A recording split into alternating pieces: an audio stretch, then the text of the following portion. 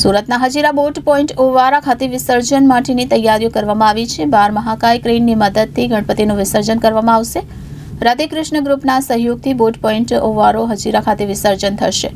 ગણેશ પ્રતિમા વિસર્જન માટે તથા હજીરામાં આવેલ મહાકાય કંપનીઓ દ્વારા સહયોગ આપવામાં આવ્યો છે। ત્યારે સુરત શહેર પોલીસ કમિશનર અનુપમસિંહ ગહેલોત તથા ઉચ્ચ કક્ષાના પોલીસ અધિકારીઓ આજ રોજ મુલાકાત માટે ગયા હતા। ગુજરાતના સૌથી મોટા ગણેશ વિસર્જનની તૈયારીઓ હજીરામાં શરૂ કરવામાં આવી છે। સુરતના હજીરા બોટ પોઈન્ટ ઓવારા ખાતે વિસર્જન માટેની તૈયારી કરવામાં આવી છે। 12 મહાકાય ક્રેનની મદદથી ગણપતિનું વિસર્જન કરવામાં આવશે। રાધેકૃષ્ણ ગ્રુપના સહયોગથી બોટ પોઈન્ટ ઓવારા હજીરા ખાતે વિસર્જન થશે। ગણેશ પ્રતિમા વિસર્જન માટે તથા હજીરામાં આવેલ મહાકાય કંપનીઓ દ્વારા સહયોગ આપવામાં આવ્યો છે। 12 ક્રેન, 12 ફોર્કલિફ્ટ, 9 સ્પેશિયલ ગેસ કટર તથા અંદાજિત 600 સ્વયંસેવકો સાથેની ટીમ દ્વારા તમામ મોટી ઊંચાઈની ગણેશ પ્રતિમાનું સુરક્ષિત વિસર્જન કરવામાં આવશે। આજરોજ સુરત શહેર પોલીસ કમિશનર અનુપમસિંહ ગહેલોત તથા ઉચ્ચ કક્ષાના પોલીસ અધિકારીઓ મુલાકાત માટે ગયા હતા। સમગ્ર તૈયારીઓ તેમજ કોઈપણ ગણેશ મંડળને અગવડ ન પડે તેવી સૂચનો આપી હતી।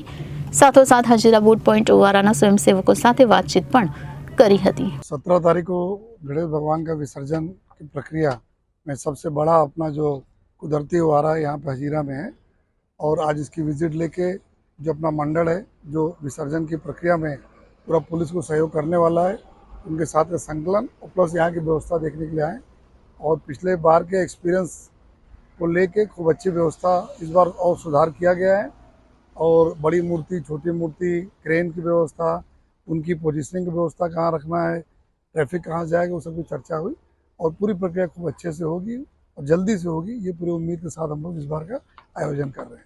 ब्यूरो रिपोर्ट जनादेश न्यूज़ सूरत।